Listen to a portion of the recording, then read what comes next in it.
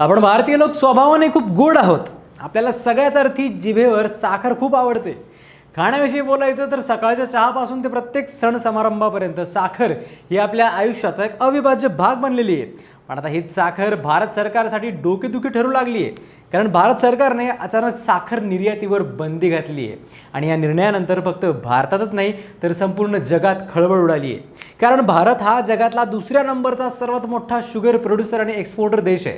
त्यामुळे भारताने घेतलेला हा निर्णय सरळ इंटरनॅशनल मार्केट्सवर परिणाम करणारा ठरतो. पण सरकारला इतकं मोठं पाऊल उचलण्याची गरजच का पडली? भारतात खरंच साखरेचा तुटवडा निर्माण होणार आहे का?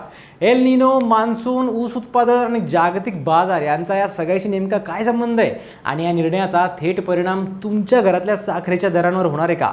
हेच सगळं आज आपण सविस्तर समजून घेणार. नमस्कार, मी संकल्प पाटील आणि तुम्ही बघताय लगाव बत्ती. भारत सरकारने 13 मेला अधिसूचना जारी करत 30 सप्टेंबर 2026 पर्यंत किंवा पुढील आदेश येईपर्यंत साखर निर्यातीवर बंदी घातली.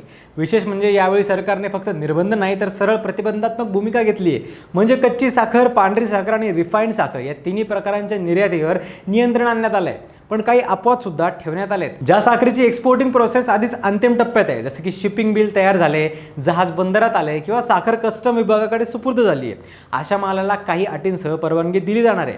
याशिवाय अमेरिका आणि युरोपियन युनियनला टॅरिफ रेट कोट्याअंतर्गत होणाऱ्या एक्सपोर्टेशनवर सुद्धा बंदी लागू होणार नाहीये. पण आता सगळ्यात महत्त्वाचा प्रश्न, सरकारला अचानक ही बंदी का घालावी लागली? तर यामागचं मुख्य कारण आहे कमी होत चाललेलं साखर उत्पादन. भारतात सलग दुसऱ्या वर्षी साखरेचं उत्पादन कमी होण्याची शक्यता व्यक्त केली जाते. यावर्षी अतिवृष्टी, हवामानातले बदल आणि ऊस उत्पादनात झालेली घट यामुळे अनेक साखर कारखान्यांना अपेक्षेपेक्षा लवकर गाळप बंद करावं लागलं.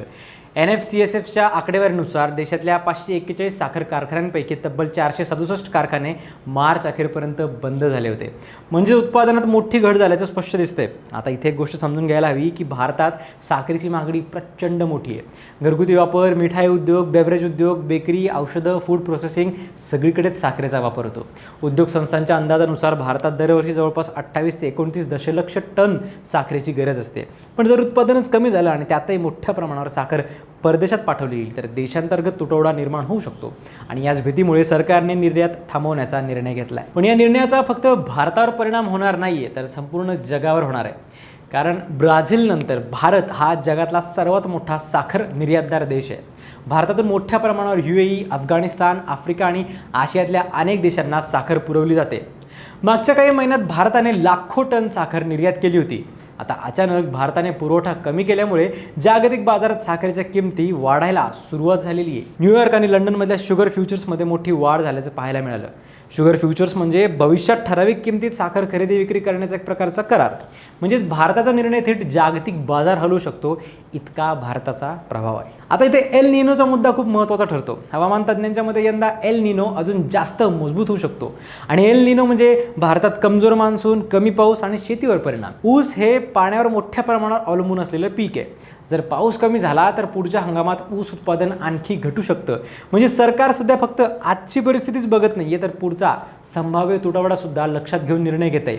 याचा परिणाम आता सर्वसामान्य लोकांवर कसा होऊ शकतो?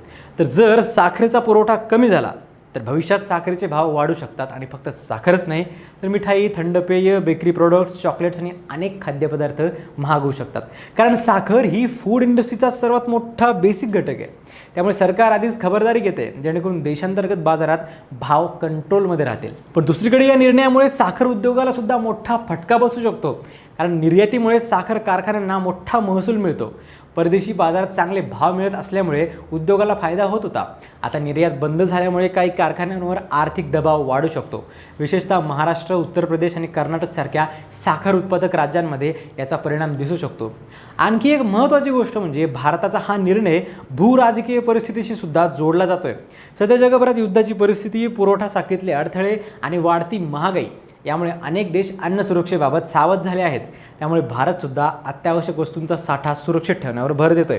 कारण साखर ही फक्त एक वस्तू नाही आहे तर अन्न उद्योगासाठी खूप महत्त्वाचा घटक आहे. म्हणूनच भारत सरकारचा हा निर्णय फक्त साखरेच्या निर्यातीवर बंदी एवढ्यापुरताच मर्यादित नाही आहे. हा निर्णय देशाची अन्न सुरक्षा, महागाई नियंत्रण, हवामान बदल, शेती उत्पादन आणि जागतिक अर्थव्यवस्था या सगळ्यांशी जोडला गेलेला आहे. आणि पुढचे काही महिने भारतासाठी खूप महत्त्वाचे असणार आहेत. कारण जर मान्सून कमकुवत राहिला तर पुढच्या काळात फक्त साखरच नाही तर इतर अनेक अन्नपदार्थांच्या किमतींवर सुद्धा परिणाम होऊ शकतो. बाकी तुम्हाला काय वाटतं, सरकारने घेतलेला हा निर्णय योग्य आहे का? आणि भविष्यात भारतात साखरेचे भाव मोठ्या प्रमाणावर जर वाढले तर काय? तुमचं मत कमेंटमध्ये नक्की सांगा आणि अशाच सविस्तर व्हिडिओसाठी लगावबत्तीला सबस्क्राईब करायला विसरू नका.